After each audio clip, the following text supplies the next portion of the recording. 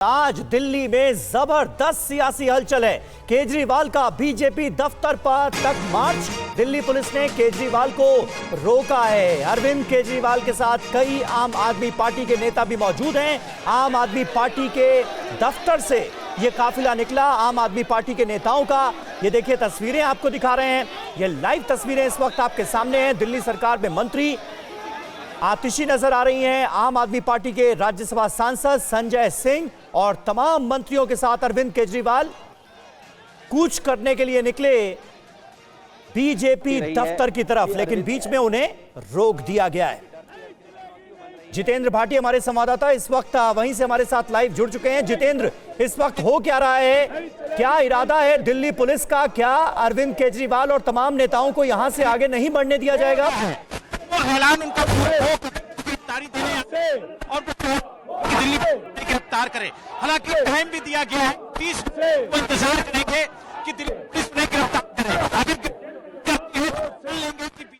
तस्वीरें आप देखिए, जेल का जवाब वोट से ये पोस्टर बैनर लेकर आम आदमी पार्टी के तमाम कार्यकर्ता नेता इस वक्त मार्च कर रहे हैं बीजेपी दफ्तर तक।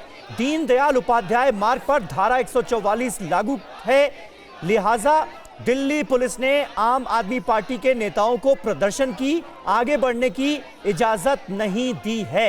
अभिजीत हमारे संवाददाता इस वक्त हमारे साथ मौजूद हैं। अभिजीत, अगर आप बता पाएं क्या हो रहा है वहां पर इस वक्त, तस्वीरें हमारे सामने।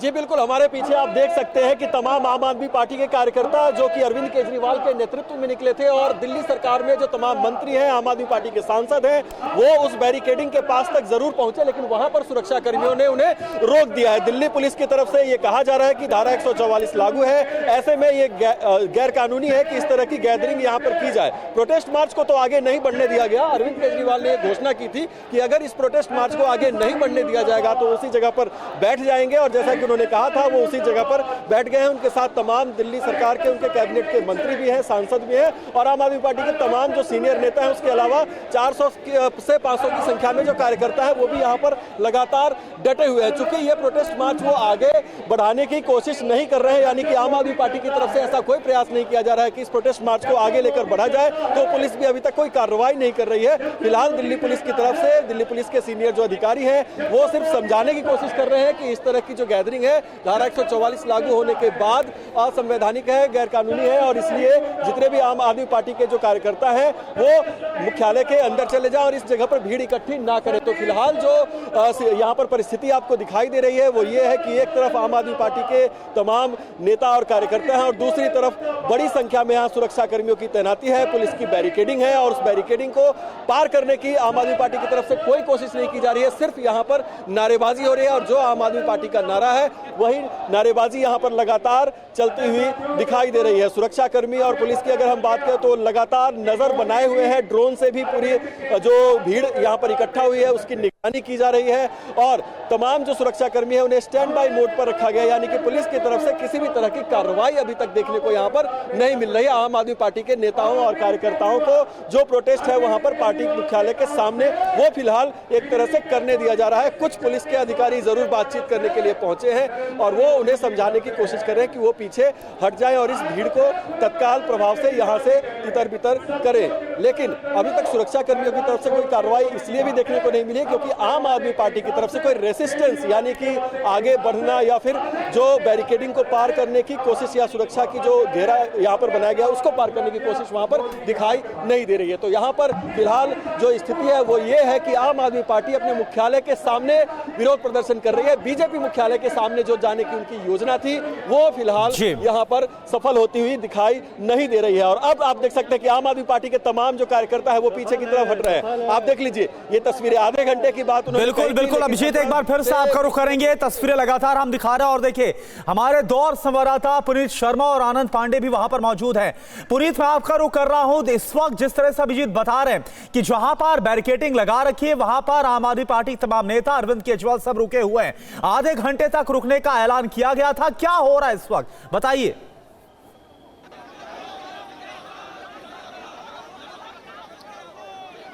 पुनीत, आप तक आवाज पहुंच पा रही है? देखिए, आधे घंटे यहाँ पर रुकने का ऐलान अरविंद केजरीवाल ने किया था और कहा था कि उनको गिरफ्तार करें, उनके पार्टी के तमाम। जी बिल्कुल, देखिए आम आदमी पार्टी के जो कार्यकर्ता थे इकट्ठा थे और आधा घंटे तक अरविंद केजरीवाल ने यहाँ पर रुक करके रुकने की बात कही थी और कहा था, चैलेंज किया था कि जो पुलिस है वो उनको और उनके कार्यकर्ताओं को गिरफ्तार करे। लेकिन आधे घंटे बाद अब यहाँ से जो तमाम कार्यकर्ता है रुकने के बाद वापस जा रहे हैं। दिल्ली पुलिस ने कई लेयर की बैरिकेडिंग की थी। आपको दिखाना चाहेंगे कि यहाँ पे बाकायदा दिल्ली पुलिस के अलावा जो पैरामिलिट्री फोर्सेस है, RAF की टीमों को तैनात किया गया और इस तरीके से बड़े बड़े बैरिकेड्स यहाँ पर खड़े कर दिए गए थे।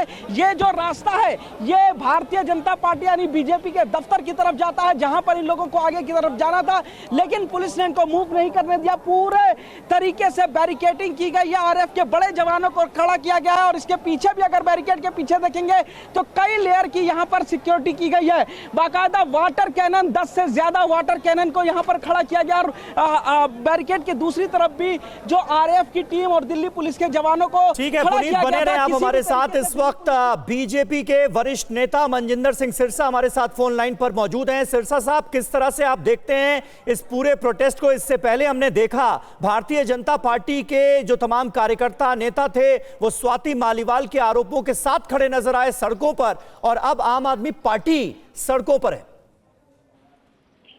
देखिए, आम आदमी पार्टी को पे आना ही चाहिए क्योंकि उनका सबसे बड़ा नेता आज की डेट में तो वैभव है और वैभव कुमार जो हैं, अगर उनके साथ ही नहीं आम आदमी पार्टी खड़ी होगी तो वैभव इनके सबके भेद खोल देगा। अरविंद केजरीवाल जी को तो नंगा करके रख देगा। और मैंने पहले दिन कहा था, आप अगर मेरा बयान सुन लें तो 13 तारीख को मैंने कहा था जी। जब संजय सिंह ने 14 तारीख को कहा कि वैभव पे कार्रवाई होगी, मेरी अभी भी ट्विटर पे पढ़ा, सुने और आपके टीवी पे चला कि उस पर कार्रवाई करने की अरविंद केजरीवाल जी में जरूरत ही नहीं है। अरविंद केजरीवाल जी जो आज ये प्रोटेस्ट और नौटंकी कर रहे हैं, इसका पर्पस क्या है? वो वैभव कुमार को ये आश्वासन दे रहे हैं, हम स्वाति मालीवाल के साथ नहीं खड़े, हम तेरे साथ खड़े हैं। नहीं सिरसा साहब, लेकिन आम आदमी पार्टी ये कह रही है कि तमाम नेताओं को जेल में डाला जा रहा है। आम आदमी पार्टी के वो ये मैसेज देने की कोशिश कर रहे हैं कि आइए हम सब लोग आ गए, अब सबको जेल में डाल दीजिए। हाँ तो ठीक है, मैसेज दें, अगर वो क्राइम करेंगे तो जेल में डालेंगे, इसमें गलत क्या? अरविंद केजरीवाल जी को आगे जेल में नहीं डाला है और फिर 2 तारीख को जेल में जाएंगे।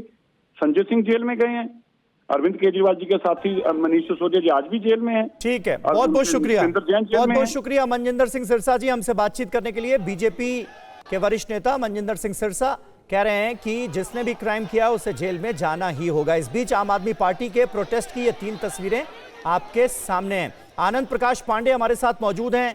आनंद, आप मौजूद थे बीजेपी दफ्तर में। इस वक्त हम देख रहे हैं प्रोटेस्ट को बीच में रोक दिया गया है। वहां पर जहां आप मौजूद हैं बीजेपी दफ्तर के पास, वहां पर पुलिस की क्या तैयारियां नजर आ रही हैं?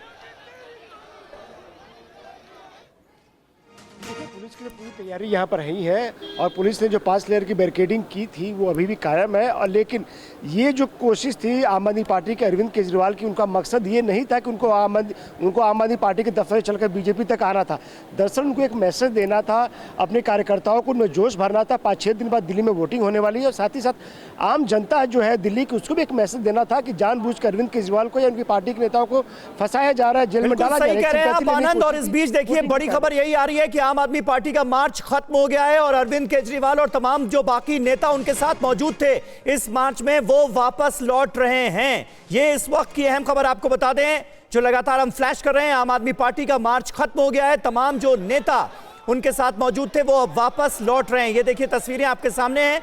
संजय सिंह, अरविंद केजरीवाल, आतिशी, तमाम बड़े नेता और कार्यकर्ता आम आदमी पार्टी के अब यहीं से वापस जाते हुए नजर आ रहे हैं।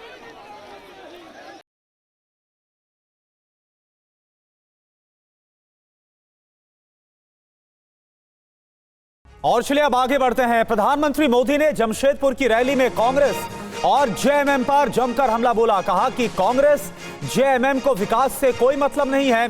कांग्रेस जेएमएम को विकास का का खा गा भी मालूम नहीं है। झूठ बोलना और जोर जोर से बोलना कांग्रेस जेएमएम की आदत है। चुनाव में उद्योगों, लघु उद्योगों की बात होनी चाहिए कि नहीं होनी चाहिए? चुनाव में राष्ट्रीय सुरक्षा की बात होनी चाहिए कि नहीं होनी चाहिए? चुनाव में कृषि और वन उपज की बात होनी चाहिए कि नहीं होनी चाहिए? चुनाव में युवाओं के लिए बनते नए अवसरों की बात होनी चाहिए या नहीं होनी चाहिए? चुनाव में हाईवेज, एक्सप्रेसवेज और इंफ्रास्ट्रक्चर पर बात होनी चाहिए कि नहीं होनी चाहिए? लेकिन कांग्रेस वाले जामुमा वालों को इन सब से कोई मतलब ही नहीं है। इन्हें विकास का क ख ग ग भी मालूम नहीं है। और इनका तरीका क्या है? झूठ बोलो, जोर से बोलो,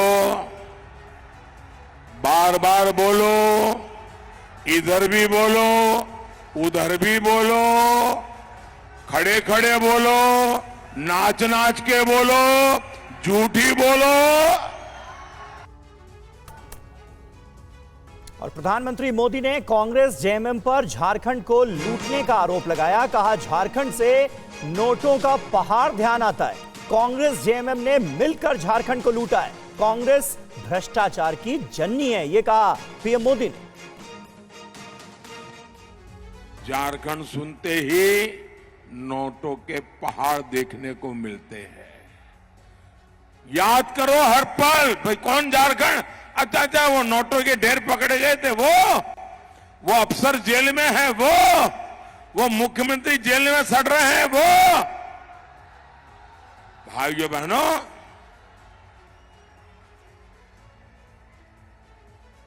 सामान्य मानवी को गरीब रखकर कांग्रेस और जामुमो वालों ने अपने घरों में काली कमाई का अंबर लगा रखा है। साथियों, कांग्रेस, जामुमो और आरजेडी जैसी पार्टियों ने हमारे झारखंड को हर मौके पर लूटा है। और कांग्रेस भ्रष्टाचार की जननी है। वहीं यूपी में प्रयागराज की रैली में गृहमंत्री अमित शाह का दावा, 4 चरण में इंडी गठबंधन का सूपड़ा साफ। कांग्रेस पर पाकिस्तान की वकालत का भी आरोप लगाया। यूपी हमारा है, हम इसे लेकर रहेंगे, अमित शाह की तरफ से कहा गया। मणिशंकर अय्यर कहते हैं पाकिस्तान को सम्मान दो। क्यों सम्मान दो? क्योंकि इसके पास एटम बम है। पाक ऑक्यूपाई कश्मीर न मांगिए। मैं आज पूछने आया हूं सोराव वालों को कि पाक ऑक्यूपाई कश्मीर ले लेना चाहिए या नहीं लेना चाहिए? जोर से बोलो, लेना चाहिए या नहीं लेना चाहिए? ये फारूक अब्दुल्ला और मणिशंकर अय्यर कहते हैं एटम बम है, पाक ऑक्यूपाई कश्मीर को छोड़ दो। राहुल बाबा, आज प्रयागराज की पवित्र धरती पर मैं कहकर जाता हूं, ये पाक ऑक्यूपाई कश्मीर हमारा है, हमारा रहेगा और हम इसको लेकर रहेंगे।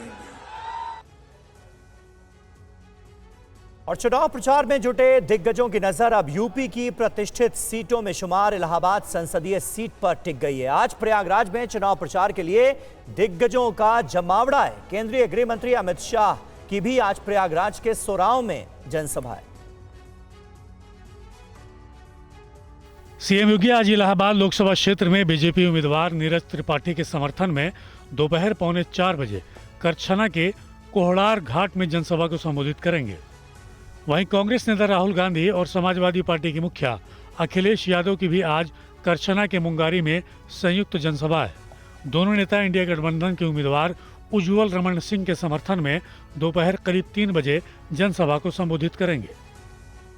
इलाहाबाद संसदीय सीट पर मुख्य मुकाबला बीजेपी उम्मीदवार नीरज त्रिपाठी और इंडिया गठबंधन से कांग्रेस उम्मीदवार उज्जवल रमण सिंह के बीच ही माना जा रहा है। उज्जवल रमण और नीरज त्रिपाठी को सियासत विरासत में मिली है। कांग्रेस उम्मीदवार उज्जवल रमण सिंह के पिता रेवती रमण सिंह समाजवादी पार्टी के कद्दावर नेता हैं, तो वहीं नीरज त्रिपाठी बीजेपी के बड़े नेताओं में शुमार रहे केशरीनाथ त्रिपाठी के बेटे हैं। नीरज त्रिपाठी अपनी पहली सियासी पारी खेलने के लिए चुनावी मैदान में है, तो वहीं उज्जवल रमन सिंह को सियासत का लंबा अनुभव है। उज्जवल रमन सिंह इलाहाबाद संसदीय क्षेत्र में आने वाली करछना विधानसभा सीट से 2 बार विधायक और राज्य के कैबिनेट मंत्री भी रह चुके हैं। और वहीं पूर्व केंद्रीय मंत्री और बीजेपी नेता मेनका गांधी एक बार फिर से सुल्तानपुर से चुनावी मैदान में हैं। सुल्तानपुर में 25 मई को वोटिंग है। मेनका गांधी से टीवी 9 संवाददाता कुमार कुंदन ने खास बात की। मैम, आप एनिमल लवर भी रही हैं, कई सारे प्रोग्राम्स हमने टीवी पे देखे हैं आपके। जानवरों के लिए क्या कुछ खास अस्पताल वगैरह और यहाँ पे कुछ आप लोगों ने बनवाने की कोशिश की है? नहीं, बन चुका है। उत्तर प्रदेश का सबसे अच्छा अस्पताल यहाँ बना है। अब मैं मैनेजर ढूंढ रही हूँ उसके लिए। यहाँ से बिल्कुल पास में 60-70 किलोमीटर की दूरी पे ही अयोध्या है। अब पूरे चुनाव में अयोध्या का मामला पूरे देश में रहा। आपको क्या लगता है राम मंदिर का मुद्दा कितना इफेक्टिव है इस चुनाव में यहाँ के लिए? देखिए, राम मंदिर सबके दिलों में है। सब लोग खुश हैं कि वो बना है और बहुत सुंदर बना है, लेकिन वो इलेक्शन इशू नहीं है। जो पूरा चुनाव है इसमें वरुण गांधी की एंट्री हम कब देखेंगे सुल्तानपुर? आ रहे हैं 2 दिन में। और एक लास्ट सवाल आपसे करना चाहूँगा कि मोदी के कद को किस तरीके से देखते हैं? पूरा चुनाव को उन्होंने डेवलपमेंट ओरिएंटेड और भी तमाम तरह की चीज़ें की, कई तरह के उन पे आरोप भी लगे। आपको क्या लगता है कि किस तरह की, क्योंकि प्रधानमंत्री के साथ आप कैबिनेट में भी रही हैं, काम भी किया है, सब कुछ किया है, बहुत ही इफेक्टिव लीडर है। और बिहार की बक्सर लोकसभा सीट पर मुकाबला रोमांचक हो गया है। इस बार निर्दलीय उम्मीदवार दिग्गज प्रत्याशियों का खेल बिगाड़ सकते हैं। कैसे, इस रिपोर्ट में देखिए। बक्सर लोकसभा सीट से पूर्व आईपीएस आनंद मिश्रा बतौर निर्दलीय उम्मीदवार ताल ठोक रहे हैं। स्थानीय समस्याओं को केंद्र में रखकर चुनाव लड़ रहे आनंद की नजर में शिक्षित बेरोजगारों का मुद्दा इलाके में सबसे अहम है। आनंद मिश्रा जोर शोर से प्रचार कर रहे हैं, स्थानीय लोगों के बीच जा रहे हैं। मिश्रा ने दावा किया है कि उन्हें युवाओं का साथ मिल रहा है। सबसे बड़ा इशू हमारा हेल्थ का इशू है। अब यहाँ पे देख लीजिए, छोटी छोटी बीमारियों में आपको डेथ रिपोर्टेड आपको मिलेंगे। तो हेल्थ का इशू सबसे बड़ा इंपॉर्टेंट है, जिसको मैं लेके उतर रहा हूँ अपने लोगों के बीच में। उसके शिक्षा का इशू है, फिर रोजगार का आता है। रोजगार मतलब ये नहीं कि मैं नौकरी क्रिएट कर दूंगा। डेफिनेटली जब इकोनॉमी डेवलप होगी बाकी सारे कामों से, तो वहाँ पे प्राइवेट सेक्टर में रोजगार काफ़ी आएंगे, स्वरोजगार के ऑप्शन आएंगे। और शिक्षा और रोजगार को एक ब्रिज करने की जरूरत है। हमारे शिक्षित बेरोजगार लोग आप देखेंगे बहुत सारे ऐसे लोग हैं, तो उनको वो जो बेसिक स्किल डेवलपमेंट चाहिए, जो उनको वहाँ पर्सनैलिटी इन्हांसमेंट के कुछ कोर्सेज होते हैं, कुछ तैयारी करनी पड़ती है बड़े एग्जाम्स के लिए, तो इन सब की व्यवस्था हम करा के देंगे। 2011 बैच के आईपीएस अफसर आनंद मिश्रा पहली बार चुनाव में अपनी किस्मत आजमा रहे हैं। इधर 5वें चरण में महाराष्ट्र के 13 सीटों पर मतदान होना है, जिसमें मुंबई भी शामिल है। 20 मई को होने वाले मतदान से पहले बॉलीवुड कलाकारों ने मतदाताओं से वोट डालने की अपील की है। आने वाली 20 मई को आपको एक ऐसा मौका मिल रहा है जो 5 साल में बस एक ही बार मिलता है, अपने लोकसभा एमपी को चुनने का मौका, अपने मतदान के अधिकार का इस्तेमाल करने का मौका। भूल कर भी ये मौका मिस मत कीजिएगा, क्योंकि एक एक वोट मायने रखता है और मंडे को देश के लिए अपनी ड्यूटी निभाइए। मैं आप सभी से ये अपील करती हूँ, जितने भी मुंबईकर्स हैं जो वोटिंग कर सकते हैं, please go out there and vote on the 20th of May। Voting आपका हक है और इस हक का पूरा पूरा फायदा उठाइए। 20 मई यानी कि सोमवार को मुंबई में वोटिंग है। वोटिंग ना सिर्फ हमारा हक है बल्कि हमारी जिम्मेदारी भी है। It's our responsibility. As a proud Mumbaikar मैं अपना वोट डालने जरूर जाऊंगा और आप सभी से यही रिक्वेस्ट है कि प्लीज अपनी नजदीकी वोटिंग सेंटर्स में जाइए और अपना वोट जरूर डालिएगा। और अरविंद केजरीवाल के घर पहुंची है दिल्ली पुलिस। स्वाति मालीवाल पिटाई केस में पुलिस की जांच चल रही है और अब ताजा जानकारी ये मिल रही है कि अरविंद केजरीवाल के घर पहुंची है दिल्ली पुलिस इस मामले की जांच के लिए। ये ताजा अपडेट इस वक्त आ रही है। दिल्ली के मुख्यमंत्री आवास पर दिल्ली पुलिस की एक टीम पहुंची है। आज सुबह यह जानकारी भी मिल रही थी कि दिल्ली पुलिस इस मामले की जांच को आगे बढ़ाते हुए पूरे सीन का रिक्रिएशन कर सकती है और इसके लिए विभव कुमार को सीएम आवास ला सकती है पुलिस। और अब दिल्ली पुलिस की एक टीम सीएम आवास पहुंची है। पुनीत शर्मा हमारे संवाददाता इस वक्त हमारे साथ मौजूद हैं। पुनीत, क्या जानकारी मिल पा रही है, किस तरह से अब जांच को आगे बढ़ाया जाएगा? सीएम आवास पहुंचने का सबब क्या है? देखिए, दिल्ली पुलिस की एक टीम लगातार इस चीज की जांच कर रही है कि आखिर जो वारदात वाला दिन मारपीट हुई थी या नहीं हुई थी, क्योंकि उसकी सीसीटीवी फुटेज पुलिस को एग्जैक्ट नहीं मिली है। वो जो हिस्सा सीसीटीवी के था वो ब्लैंक है, तो पुलिस को शक है कि छेड़छाड़ की गई है और ये भी उम्मीद की जा रही थी कि पुलिस इस पूरे मामले की रिक्रिएशन करा सकती है। और यही वजह है कि अब एसएचओ सिविल लाइंस के साथ डीसीपी, एडिशनल डीसीपी नॉर्थ जो इस पूरे मामले को लीड कर रही है, अजिंठ्या, वो भी अपनी टीम के साथ इस वक्त सीएम हाउस पहुंचे हैं। पुलिस की टीम इस वक्त अंदर है और उम्मीद की जा सकती है, फिलहाल तो विभव उनके साथ नहीं है, लेकिन अभी जो सूत्र बता रहे हैं ये हो सकता है कि विभव को भी रिक्रिएशन के लिए थोड़ी देर में सीएम आवास लेकर आए। लेकिन फिलहाल तमाम सुराग जुटाने के लिए, सीसीटीवी फुटेज के बारे में पता करने के लिए एक बार फिर जो दिल्ली पुलिस की एक टीम है एडिशनल डीसीपी नॉर्थ के साथ वहां पर अभी पहुंची है। तमाम पुलिस के जो कर्मचारी हैं वो भी पुलिस के टीम के साथ में मौजूद है इस वक्त सीएम हाउस पर।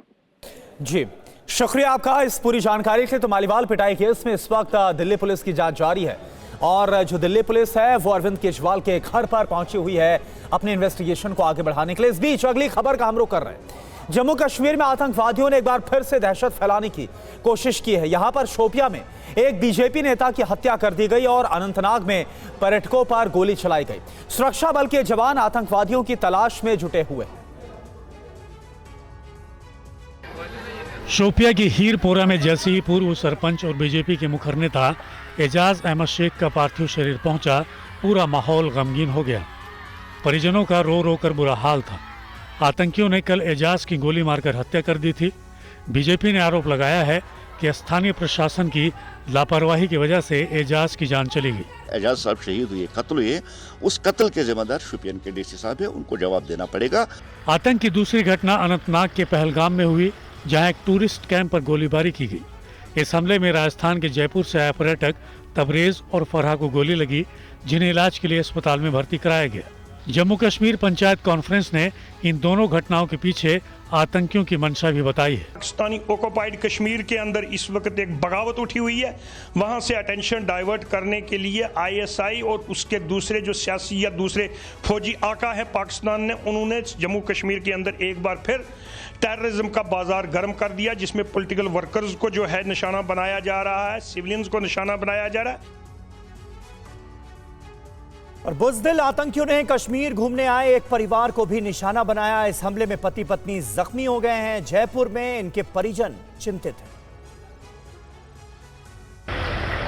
अनंतनाग में आतंकियों ने एक टूरिस्ट कैंप पर गोलीबारी की और जयपुर से आए तरवेज और फरहा को जख्मी कर दिया। जयपुर में तरवेज के परिजन चिंतित हैं। ये सुन के बहुत ही अफसोस हुआ।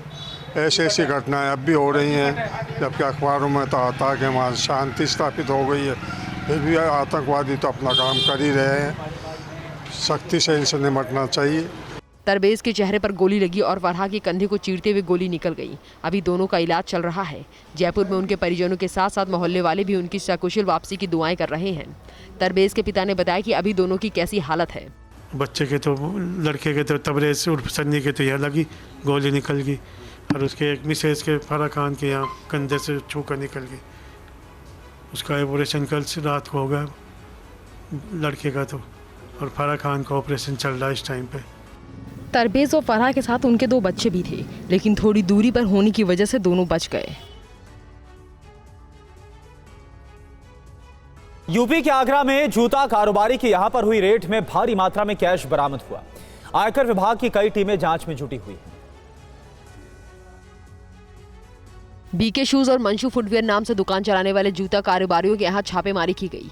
जूता कारोबारी की दुकान, गोदाम और घर पर इनकम टैक्स की टीम ने छापा मारा। घंटों चली छापेमारी में अब तक 30 करोड़ कैश जब्त किया गया है, जिसे विभाग के अधिकारी गिन गिनकर परेशान हो गए। नोटों को गिनने के लिए आयकर विभाग को मशीनें मंगवानी पड़ी। नोटों की गड्डियां पलंग के नीचे छुपा कर रखी गई थी। जिस समय आयकर विभाग की टीम दुकान में पहुंची, उस समय वहां कुछ ग्राहक भी मौजूद थे। आईटी की टीम ने पहले दुकान से सभी ग्राहकों को बाहर किया और फिर अपनी कार्रवाई को आगे बढ़ाया। टैक्स में हेरफेर की सूचना मिलने के बाद इनकम टैक्स की टीम ने छापेमारी की। छापेमारी के दौरान आयकर विभाग ने कई अहम दस्तावेजों को अपने कब्जे में लिया। जूता कारोबारियों के घर से मिली फाइलें और इलेक्ट्रिक डिवाइस की जांच की जा रही है।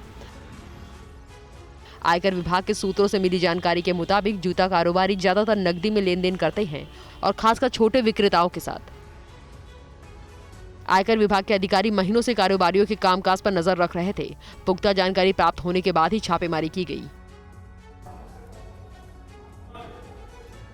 और आइए अब आपको दिखाते हैं महाराष्ट्र के डिप्टी सीएम देवेंद्र फडणवीस का एक्सक्लूसिव इंटरव्यू। 5वें चरण के चुनाव से लेकर महाराष्ट्र में महायुति वर्सेस महाअघाड़ी की जंग पर आपको दिखाते हैं राजीव सिंह के साथ फडणवीस की पूरी बातचीत। सीटों के लिहाज से उत्तर प्रदेश के बाद महाराष्ट्र दूसरा सबसे बड़ा राज्य है। लोकसभा चुनाव का 4 चरण पूरा हो चुका है। महाराष्ट्र में 5वां फेज अंतिम पड़ाव होगा। हमारे साथ में उप मुख्यमंत्री और बीजेपी के नेता देवेंद्र फडणवीस जी हैं। फडणवीस जी, हमने शुरुआत से देखा काफी व्यस्त थे आप, काफी कैंपेन किया आपने। 4 फेज के बाद क्या स्थिति लग रही है बीजेपी की, आपके घटक दलों की? देखिए, महाराष्ट्र में 4 फेज के बाद मैं ये कह सकता हूं, 2014 में भी महाराष्ट्र मोदी जी के साथ गया, 2019 में भी महाराष्ट्र मोदी जी के साथ गया, 2024 में भी महाराष्ट्र ने मोदी जी के साथ जाने का मन बना लिया। अगर स्थिति इतनी अनुकूल है जैसे आप बता रहे हैं, तो फिर जिस तरह के भाषण हम सुनते हैं, पाकिस्तान की बात आती है, औरंगजेब की बात निकल आती है, अफजल खान की बात निकल आती है, ऐसे भाषणों की जरूरत किसी भी नेता को, किसी भी पार्टी को क्यों जरूरत पड़ती है? ये सवाल आपने उद्धव ठाकरे को पूछना चाहिए। आप गलत जगह सवाल पूछ रहे हैं। ये अफजल खान और ये फालतू बातें वो करते हैं। लेकिन विपक्ष की तरफ से बार बार आरोप लगाया जाता है कि अगर बीजेपी सरकार वापस आती है, एनडीए सरकार वापस आती है, तो संविधान खतरे में पड़ जाएगा। देखिए, विपक्ष एक ही मुद्दे पर चल रहा है। उनको ये पता है कि चाहे वो डेवलपमेंट का मुद्दा हो, करप्शन का मुद्दा हो या फिर कोई अन्य मुद्दा हो, मोदी जी के सामने वो बहुत बौने हैं। मोदी जी ने 370 हटाकर भारत का संविधान पूरे भारत में जम्मू कश्मीर सहित लागू किया और वहां के दलितों को, आदिवासियों को और पिछड़ों को आरक्षण मोदी जी ने दिया। तो अगर हम देखें तो मोदी जी ये संरक्षक है। असली शिवसेना, नकली शिवसेना, इसको लेकर भी बड़ी चर्चा है। इस पर आपकी क्या प्रतिक्रिया? देखिए, उद्धव ठाकरे ये बाला साहब ठाकरे जी के सुपुत्र है, लेकिन मैं ऐसा मानता हूं कि वो केवल बाला साहब ठाकरे जी के संपत्ति के उत्तराधिकारी है, विचारों के नहीं है। क्योंकि सबसे पहले तो बाला साहब ठाकरे मेरे हिंदू बंधुओं, माताओं और बहनों ऐसी शुरुआत करते थे, उद्धव ठाकरे भी करते थे। इंडिया आघाड़ी में आने के बाद उनके ऊपर दबाव आया तो उन्होंने हिंदू शब्द बोलना ही बंद कर दिया। उसके बाद आज उर्दू में कैलेंडर छापते और उस पर जनाब बाला साहब ठाकरे लिखते। पहले हिंदू हृदय सम्राट शिवसेना प्रमुख बाला साहब ठाकरे लिखा जाता था। हिंदू तो भी आपके हिसाब से उद्धव ने छोड़ दिया? मैंने वीडियो दिखाया, सबने दिखाया, आपने भी दिखाया, बार बार वीडियो सामने आए हैं पाकिस्तान के झंडे के साथ। देखिए, उद्धव ठाकरे ये आज मैं ऐसा कह सकता हूं कि जिहादियों के नेता बन गए, क्योंकि जो वोट जिहाद की बात करते हैं उनके नेता ये उद्धव ठाकरे है, ये हिंदुओं के नेता नहीं है। लेकिन यहाँ पर फडणवीस साहब एक सवाल और है। उद्धव ठाकरे की जो भाषा है, जिस तरह से वो अपनी बात रख रहे हैं, कभी ऐसा लगता है भविष्य में कि वापस बीजेपी से नजदीकियां बढ़ सकती हैं? अरे भाई, आप सुबह उठने से रात को सोते समय तक दिन भर मोदी जी को गालियां दोगे। दिल्ली के नेता की तरह नहीं, गली के नेता की तरह आप भाषा का इस्तेमाल करोगे, ओछी भाषा का इस्तेमाल करोगे, गंदे शब्दों का इस्तेमाल करोगे। मुझे ऐसा लगता है कि ऐसे व्यक्ति के साथ कोई रिश्ता नहीं जुड़ सकता भविष्य में, कभी नहीं। मुझे नहीं लगता। एक सवाल दिल्ली से जुड़ा हुआ इस वक्त, चूंकि माहौल, इस राजनीतिक माहौल में इसकी बड़ी चर्चा है। स्वाति मालीवाल का जो मामला है कि एक सीएम के घर पर गई थी वो, दिल्ली के मुख्यमंत्री घर पर, वहां उनके साथ मारपीट हुई और दिल्ली के मुख्यमंत्री इस पूरे मामले पर अभी तक सामने नहीं आए, बोल नहीं रहे हैं। उत्तर प्रदेश गए तो भी विभो कुमार, जिनके ऊपर आरोप है, साथ में थे। कल मुंबई में अरविंद केजरीवाल थे, लेकिन इस मुद्दे पर उन्होंने बात नहीं की। आप भी सीएम रहे हैं, सीएम हाउस में इस तरह की घटना को किस तरह से देखते हैं? देखिए, इसी से इनका दोगला चेहरा सामने आता है।